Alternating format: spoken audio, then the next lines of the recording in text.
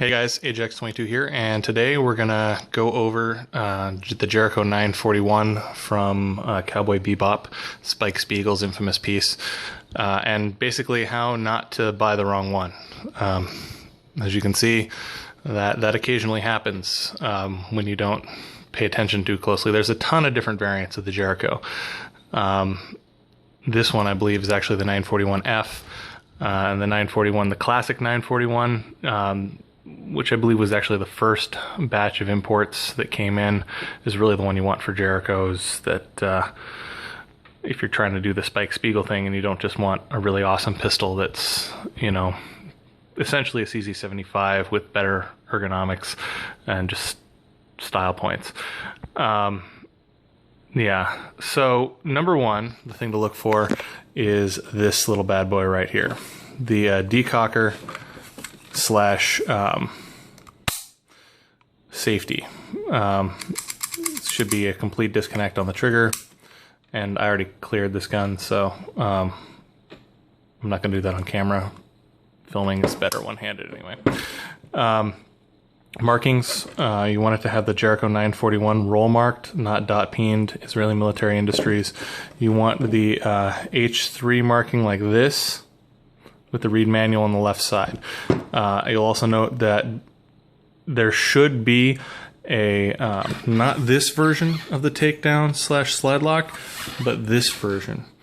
Okay, that's actually kind of important because these can get swapped back and forth, but this one pairs with the slide mounted release.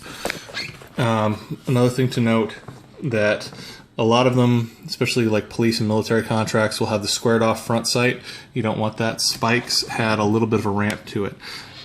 There's some speculation as to whether or not he was using night sights. These are, in fact, night sights. It has the correct contour. The front sight on this also, you want the ramp like that.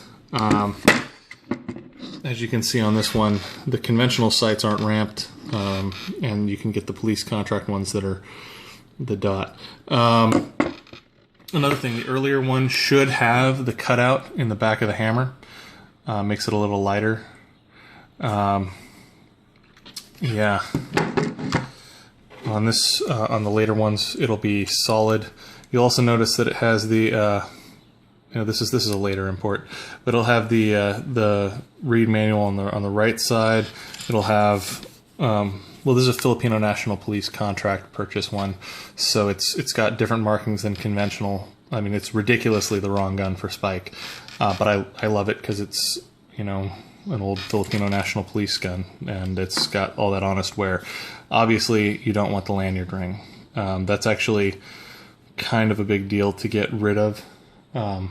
So yeah, you don't want that. There's a lot of debate on the internets. If you're a fan of this, you know what I'm talking about the silver guide rod, whether or not that was an aftermarket or whether or not he's actually running the 41 AE. My contention is that it's actually not necessarily the 41 AE. If you're going to be strictly correct, you want an opened up breech face. Not all of the 941s came with the ability to accept all the barrels. Both of these actually have 9mm only breech faces, so they need to be opened up if they're going to be correct. But because we were doing a 9mm only gun, and this one has all of the right markings, it's, you know, the one we wound up with. The grips, actually, I'm sure everybody's going to ask, are off of the, there's a limited run airsoft gun. I think they made somewhere between 50 and 200 of them. And we got a set years and years and years and years ago, back when they were first being announced that they were doing runs. Because, of course, this is one of those iconic guns that somebody needed to own somewhere. And so it exists now. They actually fit pretty well, all things considered. There needs to be a little bit more profiling on the inside of this, and the laser is kicking around in a garage right now. It's been hollowed out and fit for a laser, but it didn't work particularly well, so we're going to remake it in aluminum and then anodize it black. I think that's reasonable. We're also thinking about making molds from the grips once we get them properly fit to work on real steel. You know, a lot of speculation. We're probably going to add a detent so that it locks into the screw hole a little better and doesn't shift as much. As is, I mean, they're airsoft grips. They don't lock as good as this. But getting a little off topic, I've just figured I'd address the elephant in the room. On markings, you're going to want the twin marked barrel with the last 4 of the serial number below 9x19. That's what Spike had. On this version, you'll notice that this might actually be a replacement because it just has the 9x19. It doesn't have the proper markings, and you'll notice there's a big difference in the quality of markings on the version that you'd want for Spike. You should be able to tell pretty fast. You're going to want the serial number on the right-hand side of the frame, and you want it roll marked, not dot peened, right here, and you want the KBI ink importer marks right in front of that. That's actually very important. It has to be the KBI markings that are right here, not the ones that they did on the back side of the frame. You'll also say the Made in Israel will be on the right side of the frame. It'll have the pin, not the lever there. Let me take a second and drop the slides off these, and I'll show you a little bit more of the internals, just to make sure. You'll note the laser's not on, of course, because it's in the garage and it's needing some love, but we're on it. And the grips are not fully fit yet, but just wanted to hopefully get out there in the world and let people know that there are different Jerichos, and that this is the one that you want, not this one. Although this is an epic firearm that you will absolutely adore. They're heavy, they're meaty, they take no bones and give no fucks. But this is Spike's gun. This is just an awesome gun. Anyway, if you are a Jericho person or know anything about Jerichos, you'll know that these 2 dots on the back, you basically pull the slide back until they align. It's just barely 1/4 of an inch. That'll release. That'll line up a cutout in the upper slide with the detent, very much like a 1911, and you just push here and it'll pop right out. And then you drop everything forward. It's very clean, very easy.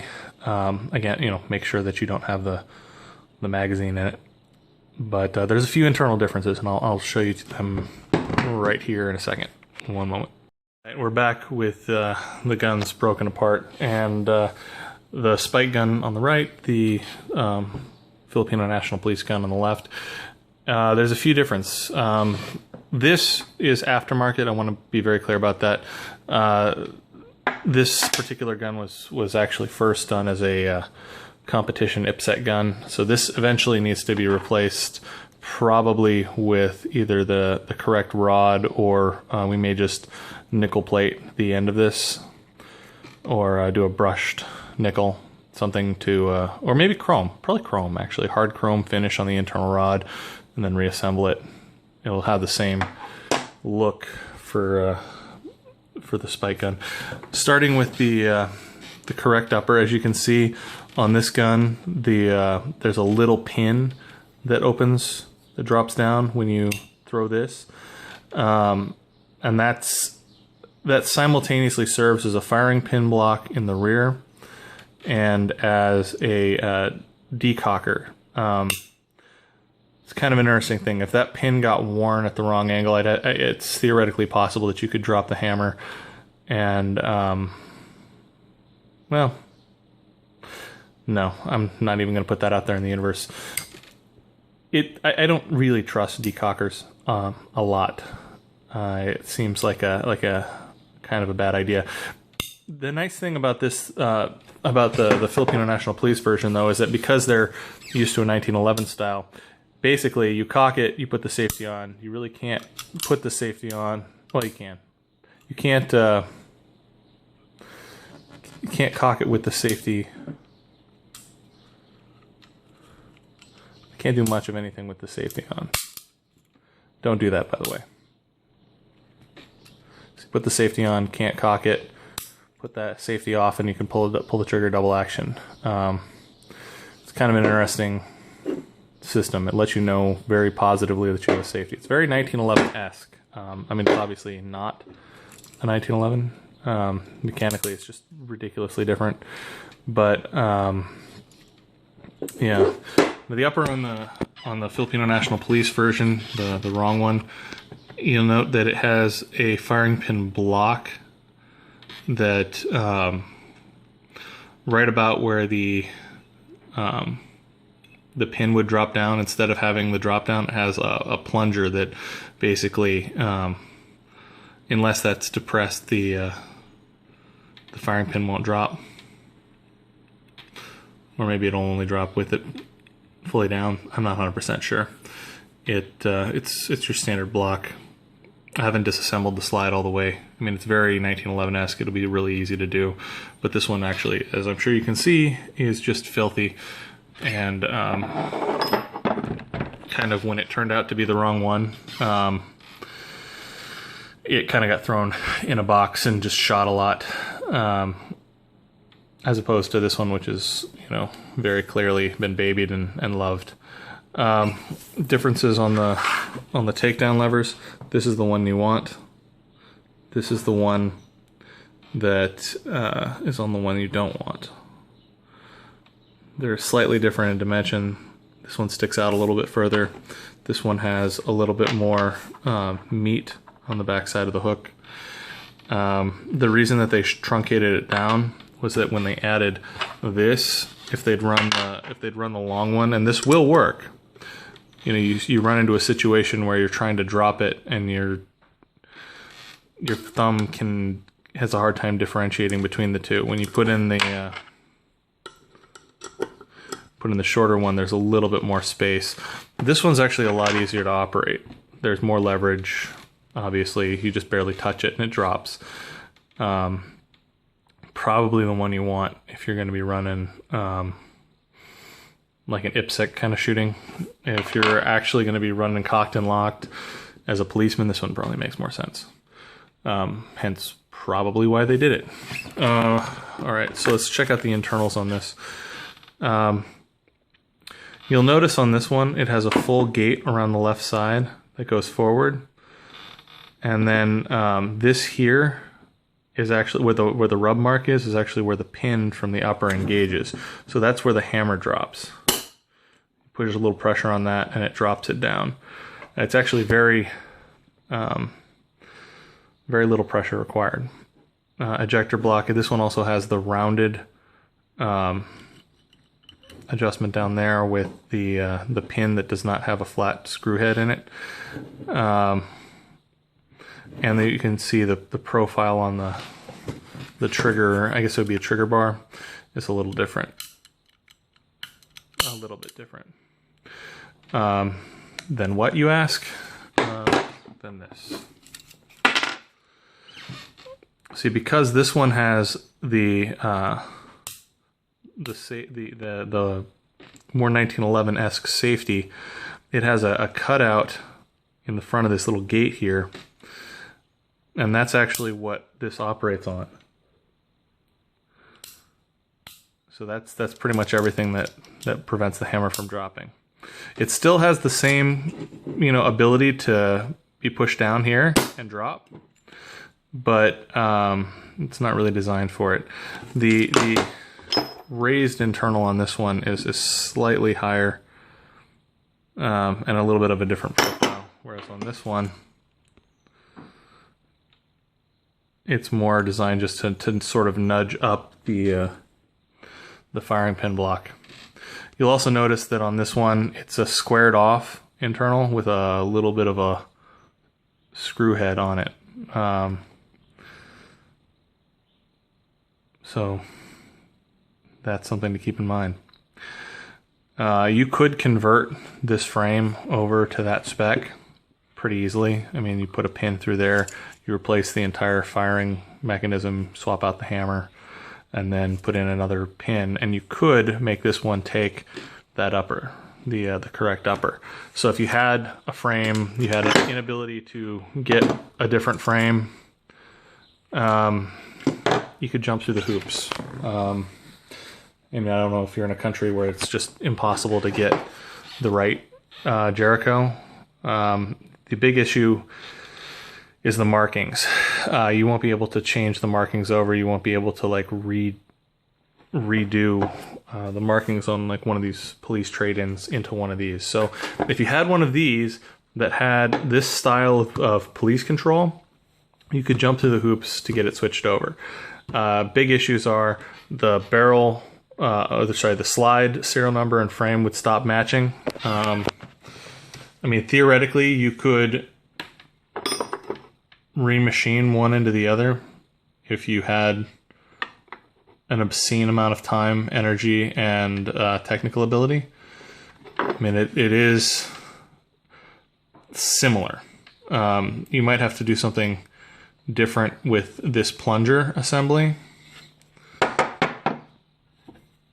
but it is theoretically doable. And by theoretically, I mean a really bad idea that would take a ton of time and probably wind up ruining at least one gun in the process. So keep that in mind.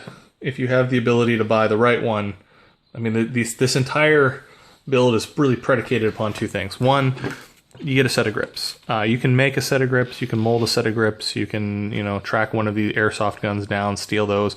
They do fit. You'll have to do some modifications. I mean, as you can see, it's the curvature is slightly off on the back part of this frame, so these aren't snapping all the way shut. We'll hopefully get that handled here pretty quick. Probably about the same time we get the little laser piece that goes on there. But that's in theory there is an actual Crimson Trace version that goes on there to replace that, but it was likely only a prototype and may have been a figment of the imagination of the Cowboy Bebop animation team. So yeah, that's pretty much the differences. Yeah, on the barrel, serial number matching. I mean, you're not going to be able to find Spike's actual serial number. I forget, I think it was 1003555 or something of that nature, some combination of those numbers. If you do, I hate you, and I know some people that might want to, trade you for that. Trade, buy, acquire would be kind of epic, but you can get pretty close, and really the location of the serial number in most shots in the anime are pretty blurry, even on the Blu-ray. So as long as you've got it right there and it's matched on the frame, and you have the KBI import marks, which are there, the actual number. I mean, it would be awesome to do a replica of this, on like a scratch machined receiver, but then you'd run into issues with the Jericho markings and the IMI patents and trademark infringement and all that wonderfulness. I mean, at their core, they're just basically CZ75s, which is a great gun. Internal frame rails, I mean, they're just well done. But yeah, get the correct upper, track down the right sights, get the grips, and you too can spike Spigel. Yeah, I think that's about everything that I've got on this one. I should be doing some shooting with this as soon as we get the laser done and the grips fit. But it takes a little effort around these parts to get to the range these days. So no idea exactly on what the timeline is going to be for that. Plus, it's also predicated upon finding the laser in my buddy's garage, which is a thing. Anyway, yeah, like, subscribe, share, and feel free to harp on us if we don't get back to it fast enough. All right, have a good one.